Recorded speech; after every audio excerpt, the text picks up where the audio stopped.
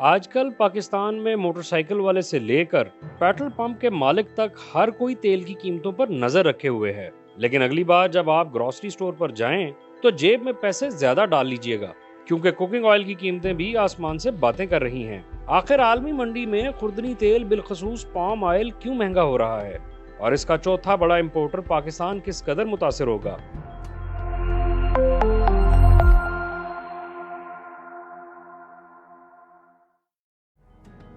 گزشتہ کچھ ماہ کے دوران عالمی منڈی میں سویابین، کینولا اور سن فلاور یعنی سورج مکھی کے تیل کی سپلائی میں کمی دیکھی گئی ہے، جس سے قیمتوں میں اضافہ ہوا ہے۔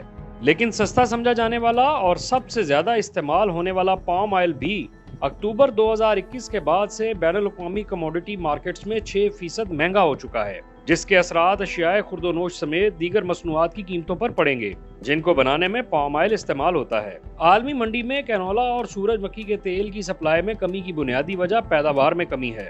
Observatory of economic complexity (OEC) کے مطابق کینیڈا، جو کہ کینولا کا سب سے بڑا برآمد کنندہ ہے، وہاں خشک سالی کی وجہ سے اکتوبر 2021 میں کینولا کی پیداوار 13 سال میں کم ترین رہی۔ یہی حال ارجنٹائن کا تھا۔ نتیجتاً ان پر منحصر ممالک نے متبادل کے طور پر پام اور سویابین کی خریداری بڑھا دی۔ کچھ ایسی ہی صورتحال سن فلاور آئل کے ساتھ بھی ہے۔ اس کی سپلائی روس یوکرین جنگ کی وجہ سے شدید متاثر ہوئی۔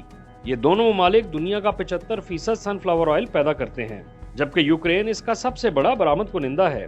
جنگ کی وجہ سے یوکرین کی 95% برآمدات رک گئیں، جبکہ روس کی برآمدات بھی پابندیوں کی زد میں ہیں۔ لیکن پام آئل کی قیمتوں میں حالیہ اضافے کے پیچھے کچھ اور عوامل کار فرما ہیں۔ انڈونیشیا دنیا کا سب سے بڑا پام آئل پروڈیوسر اور ایکسپورٹر ہے۔ یہ عالمی پیداوار کا 60% پام آئل پیدا اور 53% برآمد کرتا ہے۔ اس کی پیداوار کو خشک سالی یا کسی قسم کے مسائل کا سامنا نہیں رہا، بلکہ یہ 2021 میں سالانہ 2.6% بڑھی ہے۔ اس کے باوجود گزشتہ سال اکتوبر سے انڈونیشیا میں پام آئل کی قیمت پراسرار طور پر 50% بڑھ گئی۔ اکتوبر 2021 میں ڈومیسٹک مارکیٹ میں پام آئل کی قیمت $1 فی لیٹر تھی، جو رواں ماہ کے آغاز میں تقریباً $1.5 فی لیٹر ہو گئی۔ آپ سوچیں گے کہ $1 فی لیٹر تو کچھ زیادہ نہیں، لیکن ڈالر کو ہلکا مت لیں۔ ایک امریکی ڈالر 14,000 سے زائد انڈونیشین روپے کے برابر ہے، جس کا مطلب ہے کہ انڈونیشیا میں پام آئل کی فی لیٹر قیمت 14,000 روپے سے بڑھ کر 21,000 روپے فی لیٹر ہو گئی۔ ملک میں 2.25 کروڑ افراد غربت کی لکیر سے نیچے زندگی گزارتے ہیں، جن کے لیے پام آئل کی قیمتوں میں اضافہ ناقابل برداشت تھا۔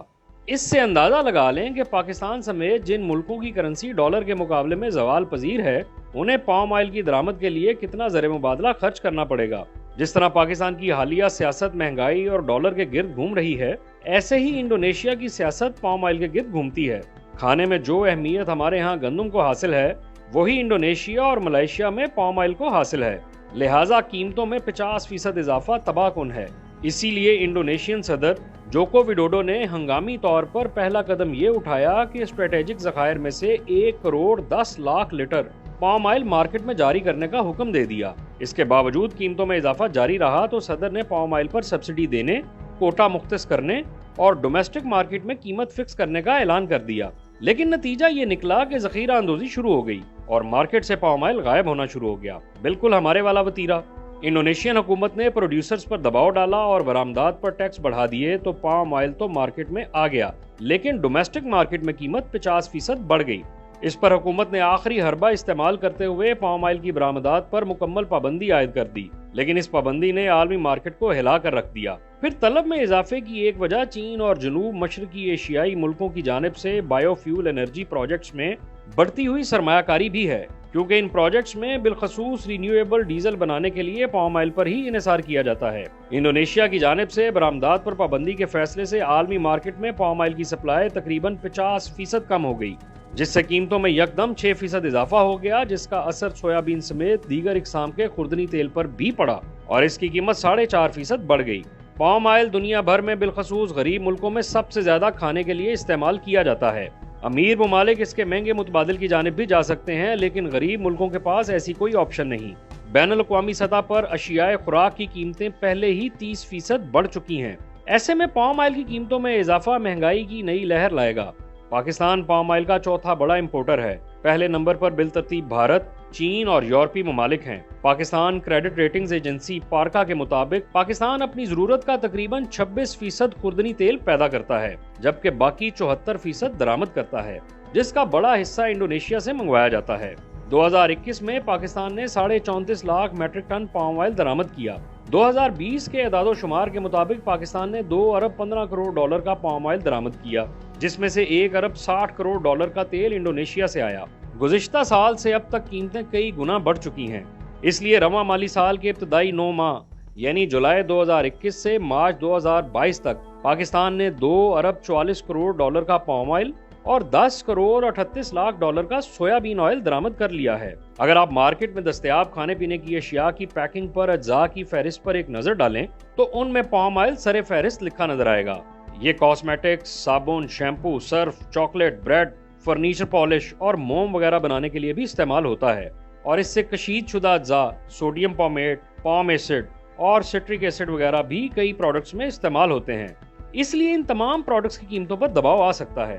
پاکستان میں مختلف برانڈز کے کوکنگ آئل کی قیمتیں 450 روپے سے 530 روپے تک ہیں۔ مارکیٹ میں دستیاب کھلا کوکنگ آئل کئی اقسام کا مرکب ہوتا ہے، وہ بھی تقریباً 450 روپے سے 500 روپے میں ملتا ہے، تاہم پام آئل 400 روپے کے لگ بھگ مل جاتا ہے۔ تلی ہوئی اشیاء میں زیادہ تر پام آئل کی ایک ریفائنڈ قسم پامولین استعمال کی جاتی ہے، چنانچہ سنیکس اور ریسٹورنٹ انڈسٹری، حلوائیوں کی دکانیں اور اسی قبیل کے دیگر کاروباروں کا بڑی حد تک انحصار پام آئل پر ہے۔ اس لیے اگلی بار آپ کو سموسہ مہنگا ملے یا ناشتے کے لیے حلوہ پوری والا زیادہ دام مانگے تو آپ نے گھبرانا نہیں ہے۔